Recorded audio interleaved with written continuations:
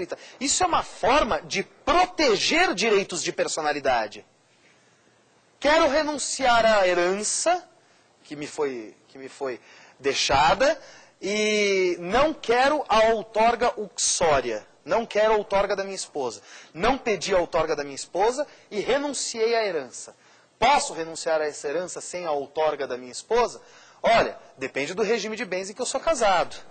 Né? Se casado na separação obrigatória ou separação absoluta de bens, claro que posso.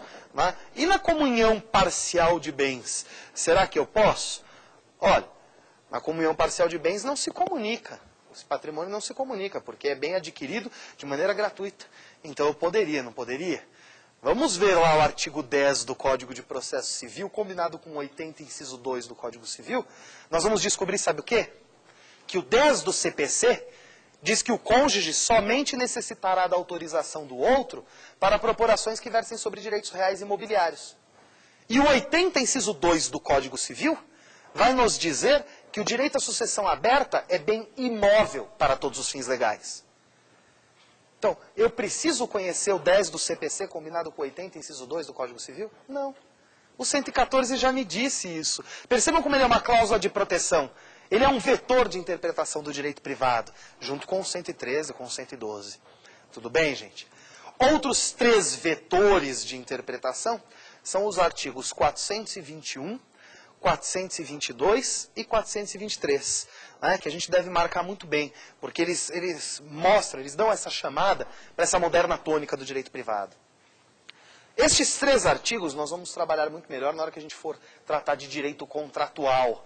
Né? Na nossa terceira aula nós vamos tratar de direito contratual. Quarta aula, desculpem, nós vamos tratar de direito contratual. E aí nós vamos trabalhar muito melhor estes 3 artigos. Mas por hora, né, só para a gente lembrar aí, o artigo 421 fala da função social do contrato. Gente, função social do contrato.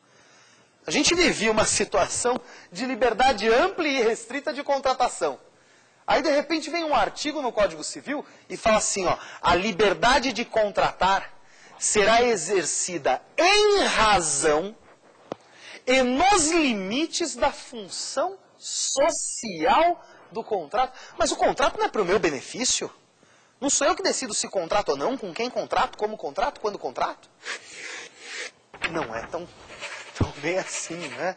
Então, o contrato tem de ter uma função social. Aliás, como bem lembra a professora Maria Helena Diniz, na sua lei de introdução ao Código Civil comentada, todos os institutos devem ser funcionalizados. Todos os institutos devem ser funcionalizados. Sob pena de não haver o porquê da disposição legal. Tá claro, gente? Tudo bem, gente? Até aqui tudo certinho? Ótimo.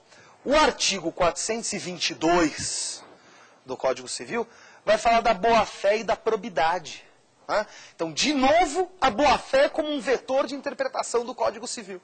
De novo, o artigo 422 fala que os contratantes devem guardar, na conclusão do contrato, assim como no seu desenvolvimento e no fim do contrato, os princípios da boa-fé e da probidade. O que são esses princípios da boa-fé e da probidade? Olha, princípio da boa-fé, estamos falando aí de boa-fé objetiva. Não é? É boa-fé objetiva, ou seja, não é aquela situação em que o sujeito não sabe se agiu ou não de boa-fé, mas é aquela efetiva situação em que se constata se agiu ou não de boa-fé.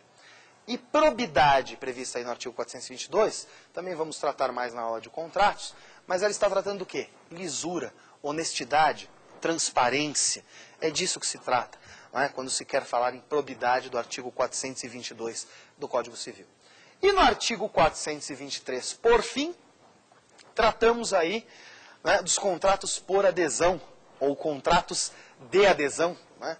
Prefiro por adesão, né? Porque o contrato não é de adesão, mas sim se perfaz por adesão, como bem lembra a professora Maria Helena.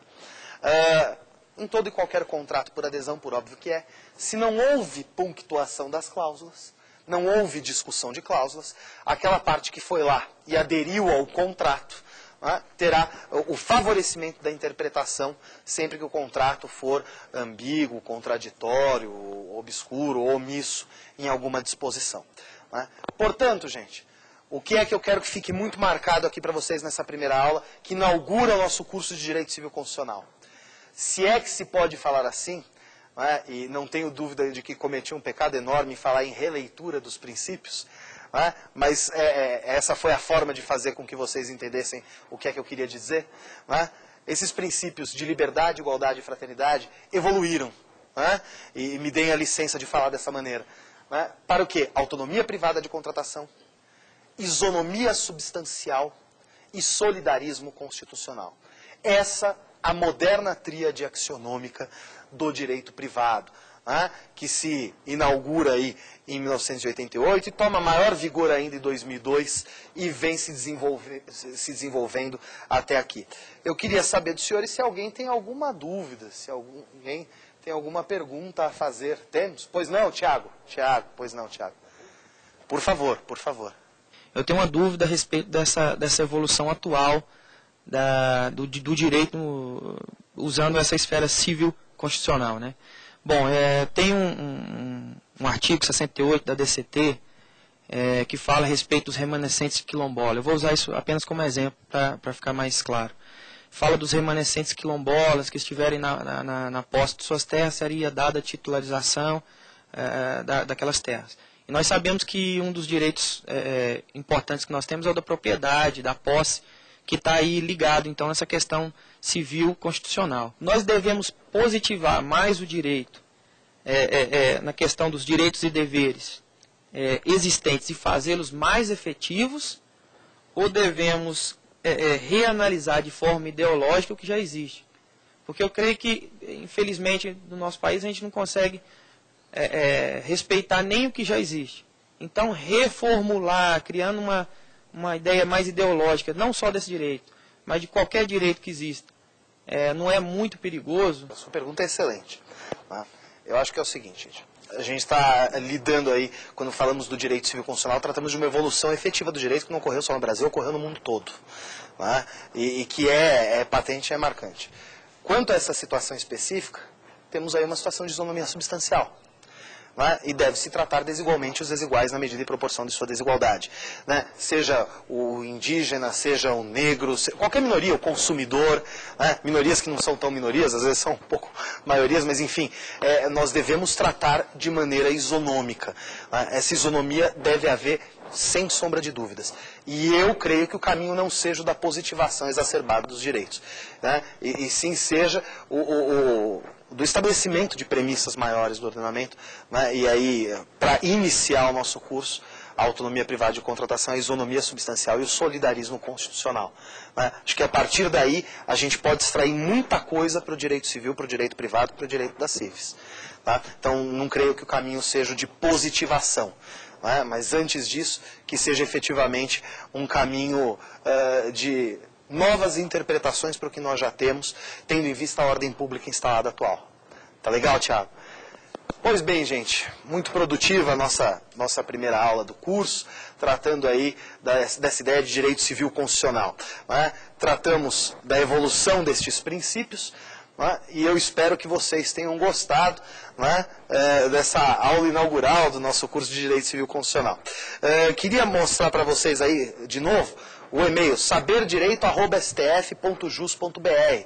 Legal, gente? Qualquer dúvida, qualquer sugestão que vocês tenham, vocês podem mandar o e-mail aí para o saberdireito@stf.jus.br. Na nossa próxima aula, nós vamos tratar de negócio jurídico, sobretudo defeitos do negócio jurídico, numa visão civil constitucional também, por óbvio que é. Por hoje é só, e eu deixo aqui um forte abraço a todos vocês e muito obrigado pela audiência de vocês. Até logo.